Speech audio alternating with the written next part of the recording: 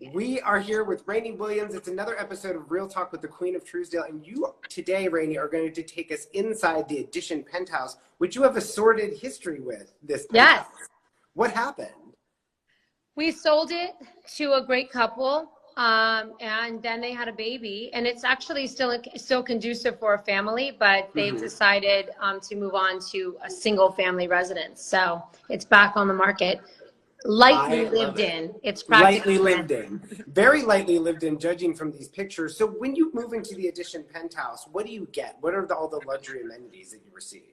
So, well, you know, the Edition is known for some of the best amenities, including a nightclub, a restaurant. This is a penthouse with its very own, as you can see, pool. It's 3,900 square feet. Oh yeah, let me go back and show this pool. This is your private pool. Yes, so you have 3,900 square feet plus 1,000 square feet of decks. Whoa. That's so insane. 4,900 including the outdoor space. And you made your entire career selling houses. What made you want to represent a penthouse? And what's so different about this listing? Well, we love good penthouses and good condos. So every now and then we take a good one on. Right now we have 2 penthouses. I was thinking we had another regular condo unit, but we just sold it. But you know, we take on what we love. So this is one of the most prestigious buildings. The location is killer. It's right on Sunset. You can basically, especially with times like COVID, you can do everything within your building. And there are 0 cases of COVID in the entire building. They're very conscious. They're super aware. This unit has the filtration air system, which is really great.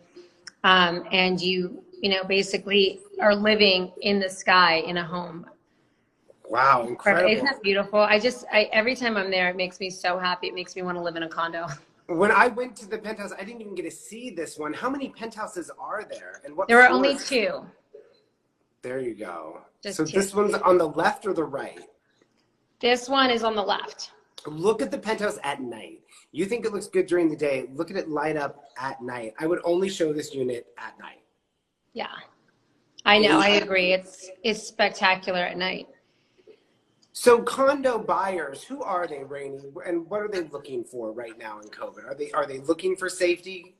Yeah, I think safety. I think low maintenance, you know, somebody that works a lot or is focusing on their career at the moment, or, you know, people, like you said, security is a huge thing for condo living. Also, people that like to feel a sense of community or camaraderie, because you can have as much or as little interaction as you want. You can get straight into your elevator and just not talk to anybody, but then there's other people that gather and, like, you know, people. I have a client that lives on the 16th floor, and he's like, you know, I always go to dinner with all my, you know, the people on his floor are also single, and they all go and have dinner. So it's, you know, it's just one of those things where if you like easy vertical living, yes, or New Yorkers tend to be comfortable with that. So what's the difference, say, between this and some of the other vertical livings? Because vertical living is on a huge boom right now in LA. You've got the Four Seasons, you've got the Century Plaza, you've got the Edition. What makes this one so special? I think this one, obviously the architecture is really incredible, and the quality. And you're also buying a name, which is very important to a lot of people. It's and not resale, right? The resale value is higher? The resale value is higher. You would know because you already sold this and now you're selling it again. What is the price difference? Like, are they... We sold it for 15 and we have it relisted just over 18. And I think it's just, you know, supply and demand. There's only one other penthouse.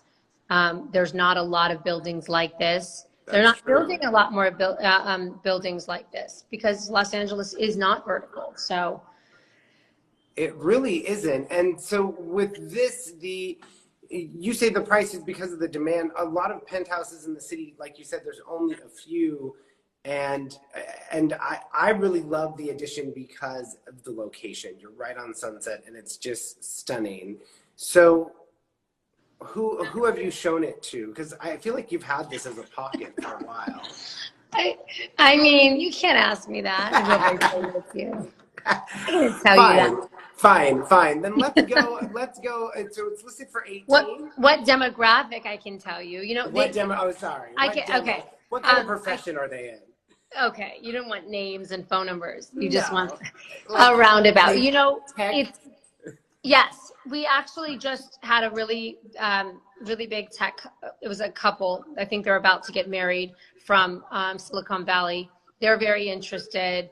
And we also had, if you can believe, a famous actor, which I guess you can believe that because The Weeknd bought in the penthouse of the Beverly West. So you're seeing more celebrities want penthouses and condo living because they travel and they want, you know, somebody can bring up their luggage, bring up their dry cleaning, bring up their groceries. It's just a lot easier for them, I think. And I think private elevators are a big deal to them. This one doesn't have a private elevator, does it? No. But you're showing it to a lot of celebrities and tech people. And are they bringing up COVID, or they could care less? Now that Russia has a cure, I guess we're fine. I think we're fine. Just use Russia's cure. Just skip through that other trial, Russia. Just fast forward. I love this listing. Why haven't you shown us like video of this? Are they very particular, the owner, about letting people shoot it? No, it's not that. It's just that, you know, you know this, but I'll share this with the audience, is one thing that Brandon and I have sort of pivoted from in marketing is videos, because we had a lesson in marketing that was like getting an MBA at Wharton from listing at 924 Bel Air Road. True. We learned all the things that people want and don't want. Video content is very hard to control. It just it gets out there and then people rip it off and it's here and it's there. Not that photos, that can't happen as well, but it's a little bit easier to wrangle in. And, you know, you see a photo, a still shot, but the video, we have found that some of our most highest profile people don't want their private home plastered all around the world. So it's a fine line. I watched a little piece of your marketing yesterday, and I thought that was great. And I think that it is a fine balance between getting it out there to the public and then not overexposing somebody's soon-to-be private residence. Agreed. I think video, not only is it hard to get publicity around because people don't usually want to use video, but it does give away, you know, the goose, if you can say, on these listings. And I think it should be more of a tease. So I get that. Well, I love this. We'll never see video. These are your stills. And the Edition Penthouse, when you compare it to other penthouses that are going for 50, 80, and 100 million that are coming to market. 100 million, how about that? Million, that 88.99, yeah.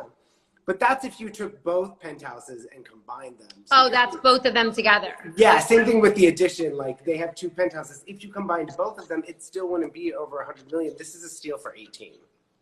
I agree.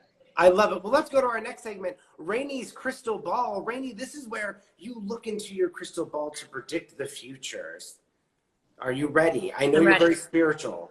All right, focus, because it's about your children. Oh. Who will go into real estate? Will it be Gianni on the right or Viviana on the left? Who, if you could predict, would go into real estate first? If you're Gianni. Gianni? Johnny.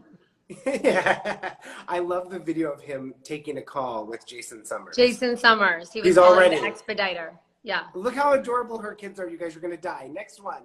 Who is more likely to be on a reality show? Oh, gosh. I hope neither. But you have to choose one. It could be a good reality show, like their own. My kids can't do reality TV. I'm sorry. Oh, no. Maybe the big screen. Viviana. Viviana. Who will get married first in your crystal ball? Viviana. Why do you say that? She's just a little lover. She loves love. She's like a little Italian. She's like a little sweet love. They both. All right. They both are, but who is more likely to be famous? Viviana. Why Viviana? Because she's already there. She's just an actress. She's just like she's like Brandon. She's got the Brandon gene. I love it. Okay. Who is more likely to move far away from home? Oh, neither. Well, what if they want to, like, who's more likely to move away for college? Who has that wanderlust? Johnny. And who is more likely to be in a band? Johnny. Johnny. He's already doing the drums. Right. And singing. He's so adorable. You guys have to check out her Instagram. This is her personal. Is it a public Instagram? No. Oh, sorry. Okay. Well, I love your kids so much. I love to bring them around on the show. And last week, if you look at our IGTVs, Gianni actually came on the show but naked. That I know. You couldn't see anything though, right? No. Because I was trying to kind of like. Next, if you're just joining us, we're speaking with Rayni Williams of Williams & Williams, the Queen of Truesdale, my BFF, my kind of work wife, I would say. Yeah, which, your other work wife. My other work wife, as opposed to Alexis, which takes us to our next topic, which is all about finding your professional power couple. You and Brandon did this, and you've done it so well that you are the #1 power couple in the industry. We want to know, how do we find our work wife and our work husband for ourselves? Because it is that dual partnership that you guys have that kills it. If you want to do this, because this is not for the faint of heart, I tell you. It's hard. It's very hard to work with your spouse. But well, let's unpack that, shall we? Okay.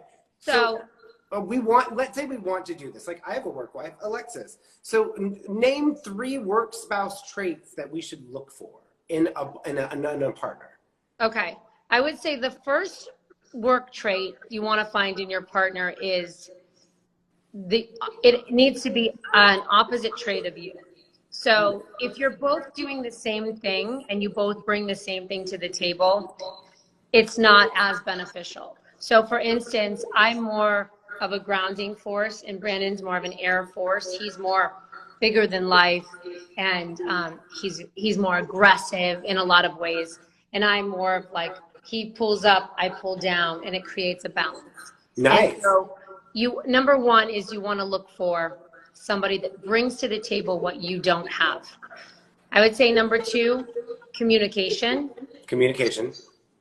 And #3, because communication is everything in a relationship. Are you talking about like trust or like just? No, let's just say that this is like the business aspect of it. Communication is very important because you have to constantly download your play-by-play if you want to be a successful partnership. And that's annoying. Like, just be honest. It's a lot of people don't have the bandwidth to go through something and then replay it on the phone to the partner or over lunch to the partner. It's an extra step in your day. But to run strategy, as Brandon and I do, and what makes us successful is that we constantly strategize. That is what we do. So if I go and I do a showing and there's a lot of moving parts to it and the business manager came to right. Then I have to call it in to Brandon and be like, okay, this is what just happened, so that when we get the offer, we're prepared because we know we've got this board of directors that we have to appease or whatever. Yes. And then, so communication. And you don't forget anything. Like, I've been on calls with you and been like, I didn't say that. And you're all, no, I can, you recount our conversations syllable for verbatim. Syllable. It's scary. Next question. Most demanding part of being a power couple. What is something that we're not thinking of?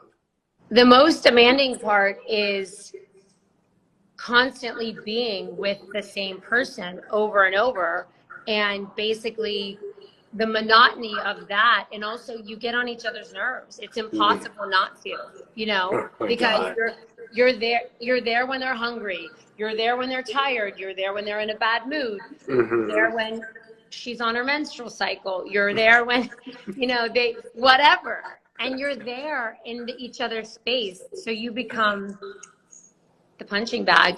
If Okay, that's well, then how do you overcome disagreements with your partner?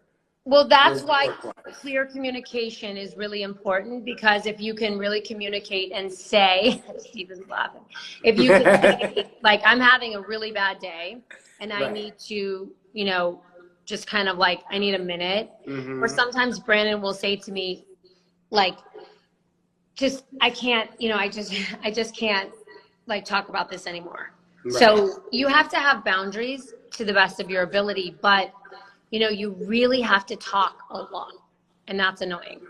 Well, what's your best couple branding advice? We've got a lot of people out there who are on teams. What's your best couple branding advice? Because you guys killed it on your branding. Early on, you made this logo, which is the Sheets Goldstein house, which was your inspiration. And nobody can say that Williams & Williams doesn't have insane branding and know exactly who they are. So give us your best power couple branding advice. Well, so before we were a couple, we were business partners, and we were originally branded Williams and Romito because my maiden name was Romito. Roll tape, hold on, roll tape. We have you as Williams and Romito on roll tape. Roll tape on Bloomberg. Look at this. Way back in the day, his hair is incredible. So Johnny hair. Oh my God. Are you dying? Was Bloomberg Live. I love your bangs. Oh, that was Rayni Romito of Williams and Romito. Oh my God, yes. The Sweet Life. That was so long ago. Wow. So yeah, so we did a rebrand. So how do you brand? Well, branding is super important, and you have to, and if you're that's why finding the right partner is so important, because branding is not cheap, and you have to go with something that's going to be there for the long haul. So yeah, look at that. Wow, this, oh my God, Shadow. It even says Williams and Romito in the top. Like, this was way back before you guys were even married. But were you dating here? We were dating. We just started dating. Cute. And we went they flew us to New York to do this interview. And then we ended up having fun. We stayed in New York for the weekend. I think Brandon looks better now. Pardon? I think you both do. I think you both look better now. Thank you. Brandon looks so cute. I mean, I don't like that hair, but his face is so cute without a beard. I love that face. Oh, yeah, he does have a beard. Well, you created Williams & Williams. That was our trip down memory lane. You create Williams & Williams. And I think people need a strong Brandon, sorry to cut you off. Brandon created Williams & Williams. He goes, I want to rebrand Williams & Williams. And I was like, why? We were already Williams and Romito, and people already know us. He was like, well, just change your name. And it was like this back and forth. It was a woman power struggle, because I felt like I had already established myself, and I didn't want to do that. And he was like, but he's really smart with marketing. And he goes, no, Williams & Williams. I go, that is so stupid. I'm like, that is like so redundant. Williams & Williams, like so dumb. And he was right. He was right. But also this logo that everyone started to copy as well, where you guys went with the gold and you went with a skyline and palm trees. You see that now. What I love most about the logo and your branding, though, and I think this is a good advice for power couples, is come up with your tagline. Yes. A State of Mind is known in our industry as one of the best taglines. You guys trademarked it. I love that. So I would say that is kind of the best power couple branding advice. One more, let's go with, what's your best advice for partnerships? Business partnerships. Business partnerships, yeah. You kind of already said it. Yeah, it's kind of exactly what I already said. It's like trust and communication and having different things that you bring to the table. Well, is there a good cop and a bad cop in your and Brandon's relationship? For sure. Always. Who's who? Depends. It's situational. Depends who's coming for me. You can switch. I love that. Well, that was finding your professional power couple. Be like Williams & Williams. Find your professional power couple. I want to just go down memory lane again with this Top Agent magazine cover when you guys did become Williams. In Balmain. Look at that Balmain dress. Oh, nice. Very nice. I used to only wear Balmain. You guys do a lot of philanthropy. Look at Brandon's hair in this picture. Oh my God, I wanted to kill him. We were getting honored that night. I just had Johnny. Johnny was like a month old. And we were receiving a really big award for our work with the Children's Museum, which is now called the Caton. It used to be the Zimmer. It's Los Angeles' only children's museum. We're getting honored. And he comes home before the event with the sides of his hair shaved. Oh my God. I was like, have you lost your mind? And by the way, this is a Getty image photo. So this photo is everywhere online. Like he chose the night when you're going to be photographed by the press to shave the sides of his head. He went Beckham. He went Beckham. If you guys are joining us, this is Real Talk. Rayni, I want to get the quick market temperature from you. Yes. As we end the show, I think it's interesting to hear your perspective. You've been with us all COVID. You come on every week with your insights. It's been a blessing. But you're at the top. You see everything. What's going on with the market? Okay. Right now, today. Today, correct, right? It's because it's like a day-to-day temperature read because this market is so finicky. I would say there are sales happening, but the sales that are happening and versus the prices that, you know, maybe the listing prices are not in par, but things are selling. But it has the buyer has to feel urgency. They have to feel like, number one, there's nothing else like this property, so I'm going to move on it. Or number two, the price is so good, somebody else could come in, or, you know, it feels like a value deal. It feels there's value perception, as we say. Otherwise, a lot of people are sitting out, but I've never worked harder. I've never been busier. Right. Voice, like because everybody wants to look at properties. Everybody wants to see properties, but you're saying they're not priced properly, these properties. Not all of the houses are priced properly. And if they're not, they're sitting. But if the sellers get the prices right, they sell. Because there's two things happening. There's the fear of another lockdown. So if there's going to be another what's it called? Stay at home order. The buyers are afraid that they're going to not be in a house that's big enough or conducive enough. A lot of people are buying because they need an office or they are going to be homeschooling. So they need more space. And I think that that's a really common reason why people right now are looking, because there's fear. So there's a frantic movement happening right now, which is creating a false economy. And so what is happening is like, it's just, we want to look. Yes. And things like appear to be moving, and some things are, and there's some really good sales happening, but there's a lot of stuff sitting.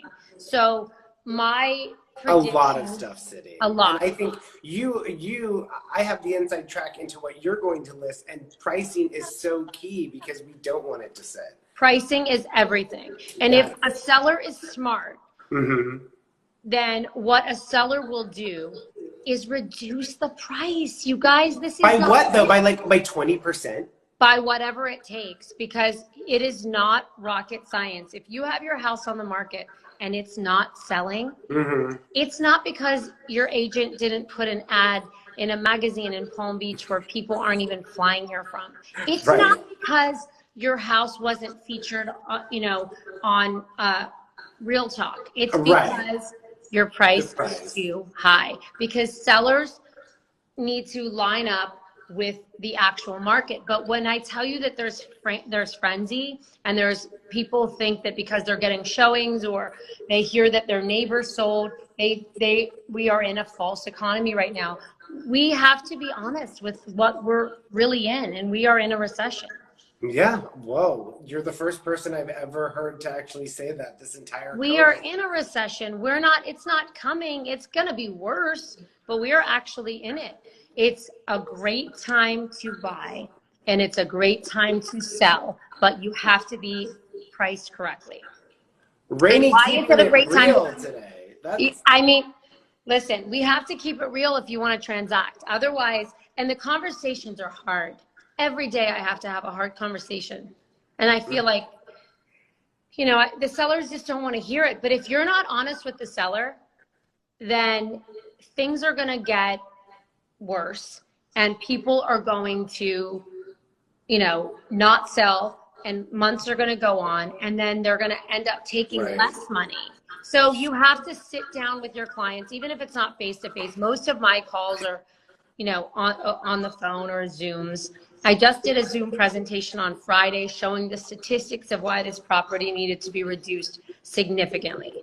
Wow. The comment section is going on fire. My Greek Villa says, you should come to Greece, but my September is going to be terrible. Adrian's JA6 says, confront the beast. That's right. That's it. You have to confront it. Because if you're not honest with your clients, you're being a bad advisor. And then they're going to end up losing more money. So they're going to hate you for the moment.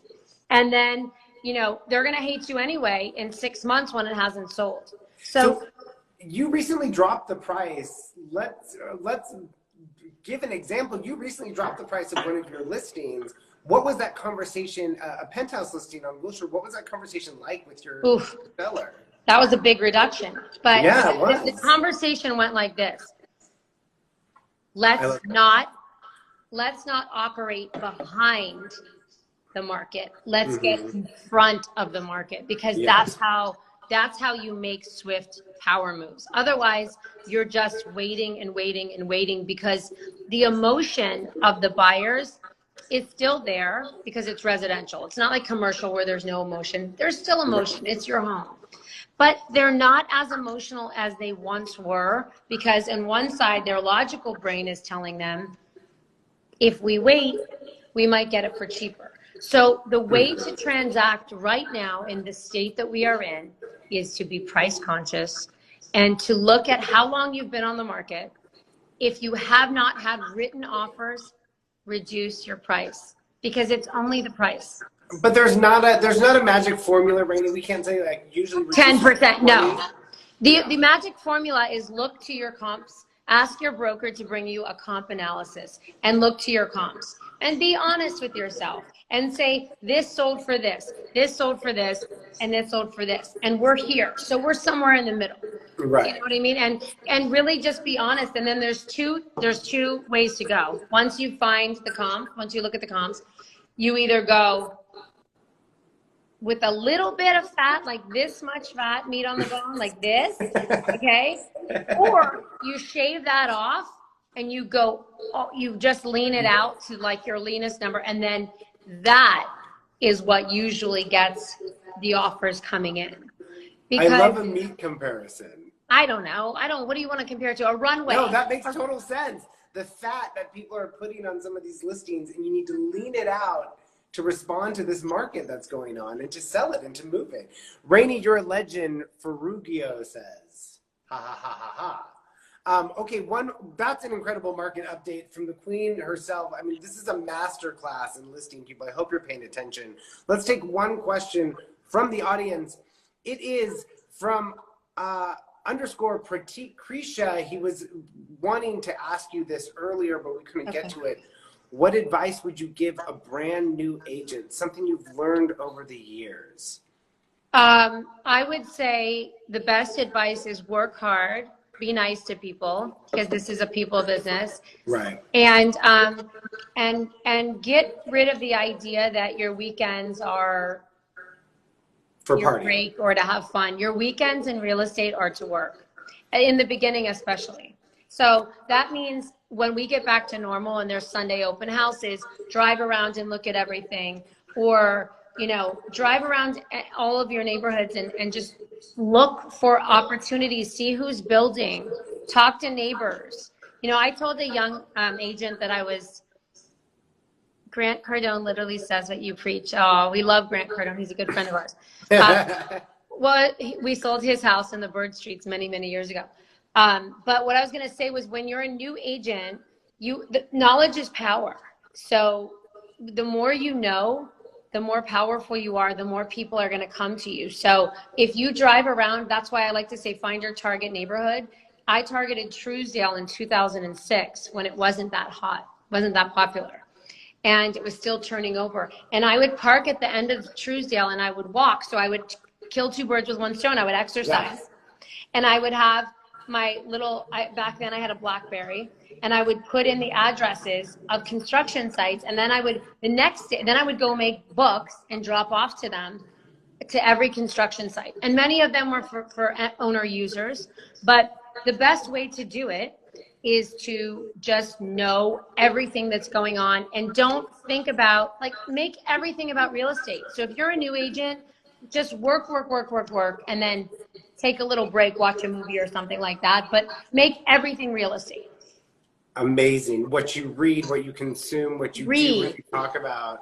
All That's about it. real estate. Read everything. Read the New York Times, read the Wall Street Journal, read the LA Times, and read anything that comes in front of you. Know about taxes.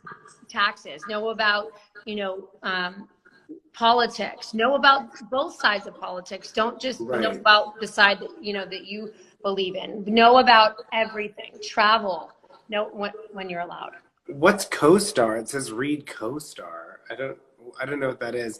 Also, watch every episode of Real Talk with Rayni and Brandon, because they spill all their secrets, and they really want to educate young agents and seasoned agents.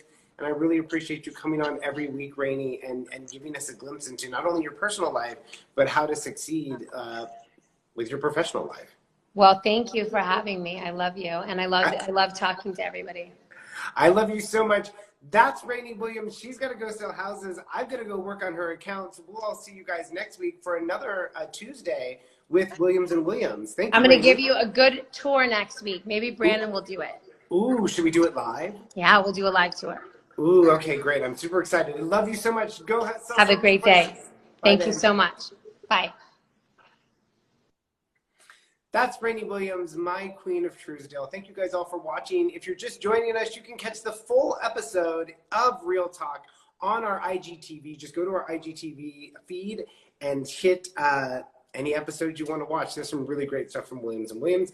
And we will see you tomorrow at 11:11. Once again, thank you for watching. Thank you for your support. And thanks for keeping it Real Talk. Bye-bye.